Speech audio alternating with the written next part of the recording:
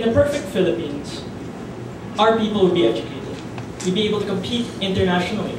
We'd be able to match Singapore on the level of education. We'd be able to send our children not only to good schools, but also to brighter futures. In a perfect Philippines, we'd have a smart voting electorate. People would know the issues. People would have a greater understanding beyond, this is an important issue, si Tito Soto ganito, si Miriam Defensor ganito. People would know more. And in a perfect Philippines, we'd have a greater love for our own language, so that students and people and kids like me wouldn't make tawag their drivers, so they can make punta to the park, so they can have fun, make hangout lang, and make tusok-tusok the fishbowl if they get gutom. In a perfect Philippines, these things would happen, but sadly, we don't live in a perfect Philippines.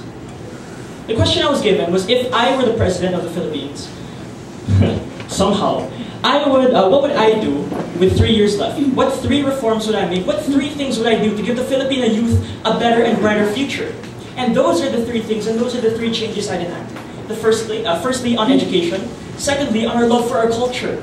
And thirdly, on our political involvement, so that it won't just be me, for example, to be a decent president. We'll have great presidents in the future, and the Philippines will finally rise above where it is now, and end up the place where it belongs, back to being the pearl of the Orient as it was before. The first idea is education. Because I believe that the Philippines deserves a greater scope of education. The Philippines deserves a greater institution for which people can learn. Let's take a look at Singapore. It is a Southeast Asian nation. It's smaller than us. It doesn't have our natural resources, and yet it is among one of the greatest institutions, or its public school system is one of the greatest within Southeast Asia, within even the world. The public schooling education in Singapore is so good that if you drop out of public school, that is the only time you'd consider going to private school. Can you imagine that? They have a great government, they have great systems in place, and Singapore's graduates end up going to higher places, sadly, than Filipino graduates. Why is it like that? Simply because of the fact that our system is flawed. Our system is characterized by corruption. Our system is characterized such that your school is lucky, your public school rather, is lucky if you have enough desks and chairs for all of the students to sit.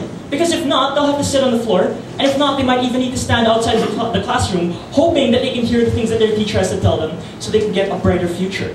That's not right, that's not how it works, that has to change. The second thing, let's move on to the cultural. Tusok-tusok the fishbowl. The idea of konyo. These things wouldn't exist if the Filipinos had a greater sense of love and respect for their own country and for their own identity and for their own language. Do I have it? Sadly, well, I think that I do, actually. But sadly, I haven't been able to foster it. As you can tell with how well I'm speaking English now. If you were to ask me if I would prefer to speak English this well or to speak Tagalog as well as I can speak English, I'd pick Tagalog. Other countries have English. So many countries throughout the world, it doesn't make us any special if we know how to speak it well. How many countries have Filipino as a national language? How many countries have Filipino as a language, period? Only ours. And if people were to love the Filipino language, I guarantee you that they would love the Philippines. If they were to love their own culture and embrace their identity as Filipinos, it would translate into action. Because we know that we are a part of this greater thing, bigger than us. It's exclusive to us. It is our home. Is our home now ours? Perhaps it is. Perhaps it's not. I can't say. Could we stand to love our home a bit more? Yes, we can. If I were president, I don't know how, but I'd make it happen so that we do. The last idea depends on the first two happening. The Philippine youth, ladies and gentlemen, needs to be better educated not only in academics, not only when it comes to becoming more competitive in the international sphere, in getting better jobs, it has to be more educated on the issues that are happening within its own borders. A smart and socially aware youth leads to a smart and socially aware set of adults. A smart and socially aware set of adults leads to great politicians emerging from that crowd. And it leads to the overall populace being able to vote for people, not because they're popular, not because they saw them in movies, but because they know that their platforms are better for the Philippines. Because they know that while all of these candidates hopefully love the Philippines, they're able to discern which ones are better and which ones suit their interests more. Is that so much to ask? I don't think so. It's not happening though. And if I were president, I'd try my best to make that change. If I were president, I'd try my best to bring the Philippines up. But I'd like to end this not on a note of defeatism and sadness, because I don't have to be the president to get all of this change. This contest is entitled The Voice of Our Youth. The voice of our youth is a small thing. It's silent.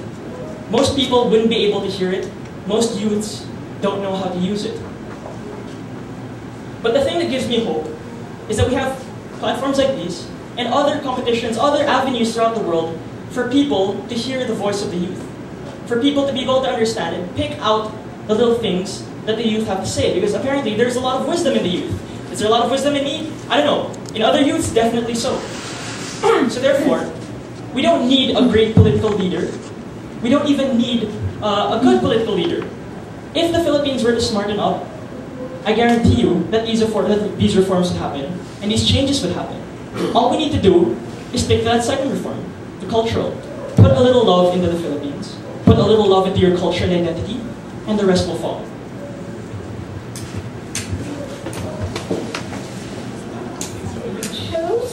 Contestant number 3.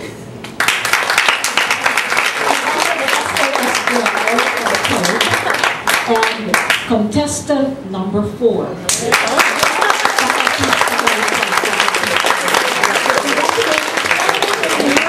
And for Miss Nacional. And another certificate, the same certificate to Mr. Anton Sison, the other district representative.